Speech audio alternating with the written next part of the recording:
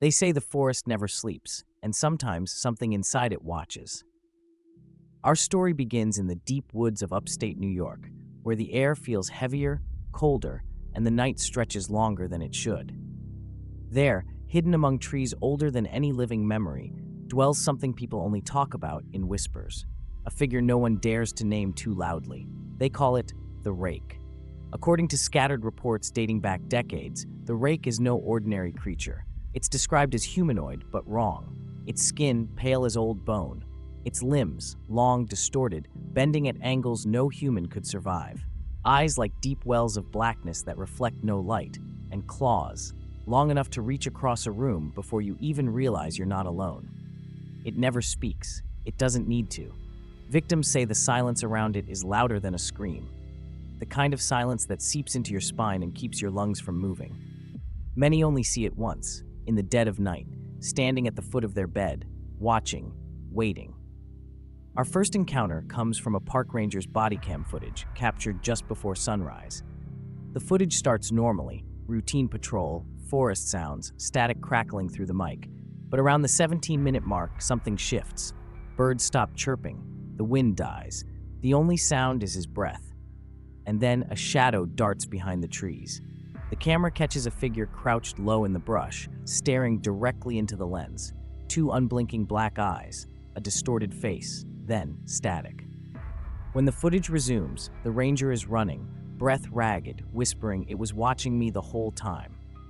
The second case comes from a woman named Elise, who agreed to share her story anonymously. She lived in a cabin just outside of Albany, a quiet escape from the city noise. One night, around 3:12 a.m., she woke up, not from a sound, but from a feeling, like the air itself had changed. She turned her head and saw it, sitting at the edge of her bed, hands folded like it had been there a while. It didn't move, didn't blink. She couldn't scream, couldn't breathe. Her body froze, trapped in place while her mind screamed. When she finally blinked, it was gone. But she never slept in that room again. The third and final case is perhaps the most chilling, a recorded emergency call from a young boy in Vermont. His voice shakes as he whispers, "There's someone in the room. It's looking at me." The operator asks him to describe the intruder, but the boy's breath quickens. He whispers again, "It's not human." And then, silence. The line remains open for several more minutes. In the background, a faint scraping noise like claws against wood. The call ends abruptly. Some say the Rake is just a story, a shadow created by sleep paralysis or fever dreams. But if that's true, why do so many people describe the same figure? Why do they wake up at the same hour, feel the same terror, and speak of those same eyes watching them in the dark? Maybe it's just a story, but if you ever wake up in the middle of the night and feel like something's watching you, don't look. Because if it's the Rake, you're already too late. There's something unsettling about a knock at the door in the middle of the night, especially when it's soft, polite, almost rehearsed. But nothing can prepare you for what you see when you open it. No storm, no stranded driver, just a child, or at least something that looks like one. Dressed in worn-out clothes, speaking with unnatural calm, and eyes as dark as an endless void. No whites, no iris, just black, pure, still, and staring. They're called the black-eyed children. And once you meet them, you're never quite the same. Our first story comes from a long-haul trucker named Daniel, who was driving through central Texas just after midnight. He'd been on the road for over 12 hours and decided to pull over at a rest stop to get some sleep. The place was empty, the kind of silent where even insects hold their breath. Around 2:30 a.m., Daniel heard a tap on the driver's side window. He looked over and saw two kids, maybe 11 or 12, just standing there. No emotion, just staring. One of them asked if they could come in and wait until their ride arrived. "We won't be long," the boy said. Daniel's gut twisted. Something was wrong. He rolled down the window slightly, enough to speak, and that's when he saw them, those pitch-black eyes. Not glossy, not normal, just empty. He didn't open the door, he just drove. The next day, his dash cam footage was blank, deleted. And for weeks after, he reported seeing children standing at the end of truck stops, always still, always watching. The second case comes from Melissa, a single mother from Kansas. She lived in a small, quiet neighborhood, the kind where everyone knew each other. One evening, just after putting her 5-year-old to bed, she heard a knock at the front door. Expecting a neighbor, she opened it and found a girl, around 9, in an old dress and shoes far too big for her feet. "Can I use your phone?" she asked. "I need to call my parents." Her voice was flat, no emotion. But Melissa, being a mother, didn't think twice. She let her in. That was the last clear memory she had of that night.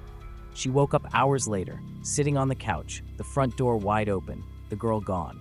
Her son was safe, but began having violent nightmares, always the same. A girl at his door, whispering in a voice that didn't match her age. Weeks later, Melissa started forgetting things.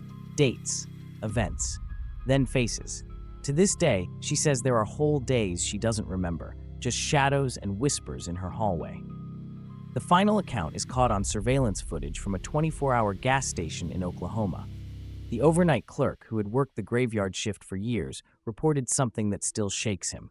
At around 3:17 a.m., the station's automatic doors opened, but no one walked in.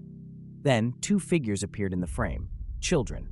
Their heads tilted downward, motionless. They stood in front of the counter without speaking. When the clerk asked if they needed help, one of them raised their head, slowly, and said, "We can't come in unless you let us." He pressed the silent alarm. The police arrived minutes later, but the children were gone. The strange part? The footage still exists. You can see the clerk reacting, talking, even stepping back in fear, but the children? They don't appear. Just empty space where they should be. Some believe these children are part of an urban legend. Others claim there's something older, something not meant to be understood. But all agree on one thing: never let them in. Because once they cross your threshold, they don't leave alone. They say you can hear him before you see him. A soft crunch of gravel under heavy boots, the echo of a laugh, too high, too sharp, bouncing off the old stone of the bridge. And then a figure.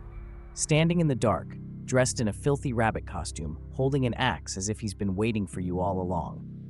The locals call him the Bunny Man, and in the quiet woods of Fairfax County, Virginia, his legend has never died. It all started in the early 1970s, when reports began to surface of a strange man roaming the roads near an old railway bridge. Witnesses claimed he wore a white bunny suit, torn and stained, his face hidden beneath a cracked, home-sewn mask. Some said he appeared suddenly, leaping from the woods, swinging a hatchet at passing cars. Others said he never attacked, he just watched, silently, waiting. But it wasn't until the bodies started showing up that the town began to truly fear him. Teenagers, always teenagers, found hanging from the bridge, not randomly placed, but displayed. Their wounds were sharp, symmetrical, too precise for an animal, too deliberate for coincidence. The authorities dismissed it as urban legend, said it was just bored kids playing pranks. But that didn't stop the stories, or the disappearances.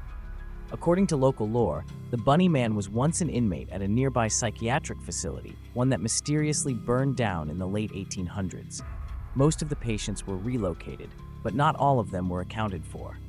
One escaped, one ran into the woods, one was never found. The theory? He survived. He built a life among the trees, and he never forgot what they did to him.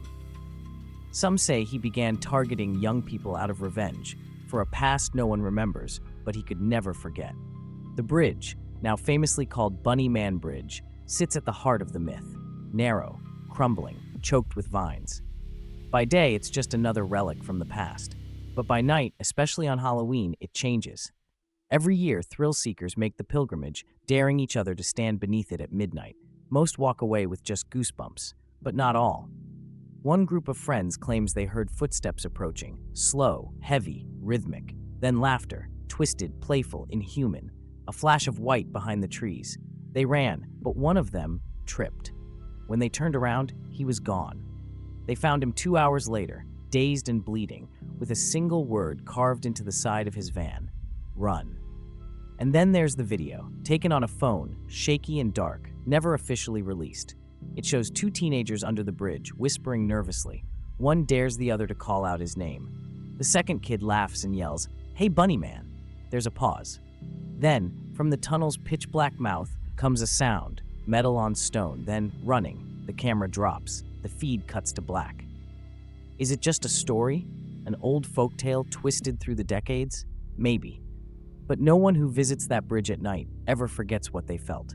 The tension, the cold, that creeping sense that something is watching, something that used to be a man and is now something else entirely. So if you ever find yourself driving through Fairfax County and you see an old stone bridge at the end of a narrow path, don't stop. And whatever you do, don't say his name out loud.